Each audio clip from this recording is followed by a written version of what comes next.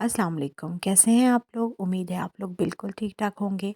Welcome to my YouTube channel और मेरा नाम है डॉक्टर मोम इशफ़ाक़। उम्मीद है आप लोग बिल्कुल ठीक होंगे और मेरी वीडियोस को पसंद करते होंगे।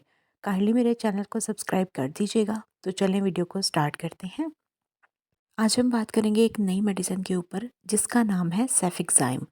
मैंने पहले भी बताया कि आपने हमेशा जेनेरिक नेम जो होता है दवाई का उसको हमेशा फ़ोकस रखना है, क्योंकि वो मेडिसिन का सॉल्ट होता है, उसका जेनेरिक नेम होता है। इसके अलावा ये जो ऊपर बड़ा-बड़ा लिखा होता है ये ब्रांड नेम होता है, ये चेंज होता रहता है। लेकिन जब आपने मेडिसिन ख़रीदनी है या उसको याद करना है तो हमेशा जेनेरिक नेम को अच्छे से याद करना है। और आज हम बात करेंगे सेफिक्साइम की। क्यों इस्तेमाल होती, क्या करती है, कहाँ कौन-कौन से मरीज़ इसको ले सकते हैं और कितनी दफ़ा ले सकते हैं। सेफिक्साइम एक बहुत अच्छी एंटीबायोटिक है।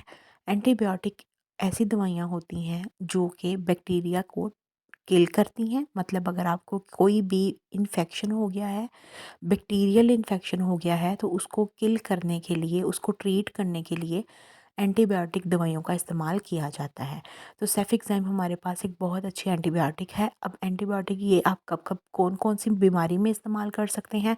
अगर आपको गले में इन्फेक्शन हो गया है, कान में इन्फेक्शन हो गया है, नाक में इन्फेक्शन हो गया है, इसके अलावा अगर आपको यूटीआई का मतलब यूरिनरी ट्रैक का इन्फेक्शन हो गया है, जिसको आम ज़ुबान में पेशाब की जगह का इन्फेक्शन कहते हैं, या आपको पेट का कोई इन्फेक्शन हो गया है, इस तरह के जितने भी इन्फेक्शंस जो कि बैक्टीरिया की वजह से आपके जिस्म में हो सकते हैं, उसको कोई भी किस्म का इन्फेक्शन, चाहे आप कोई बाहर से कोई उल्टी-सीधी चीज़ खाते हैं तो उसकी वजह से भी आपके पेट में जो इन्फेक्शंस वगैरह हो सकते हैं, उन इस तरह के सारे इन्फेक्शंस को ट्रीट करने के लिए आप ये दवाई का इस्तेमाल कर सकते हैं जिसका नाम है सेफिक्साइम।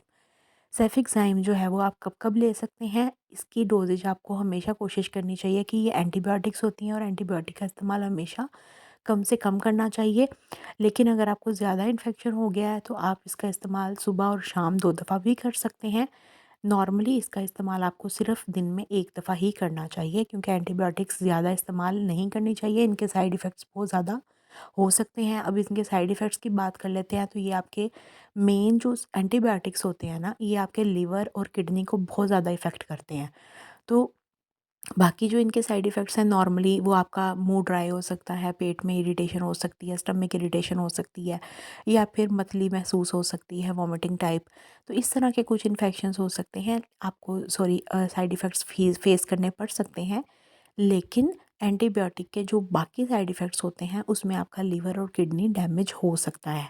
इसलिए आप एंटीबायोटिक का इस्तेमाल हमेशा कम से कम करें और डॉक्टर की प्रेस्क्रिप्शन के हिसाब से ही दवाई का इस्तेमाल करें। उम्मीद है वीडियो अच्छी लगी होगी, समझ आई होगी। कोई क्वेश्चन हो तो आप पूछ सकते हैं।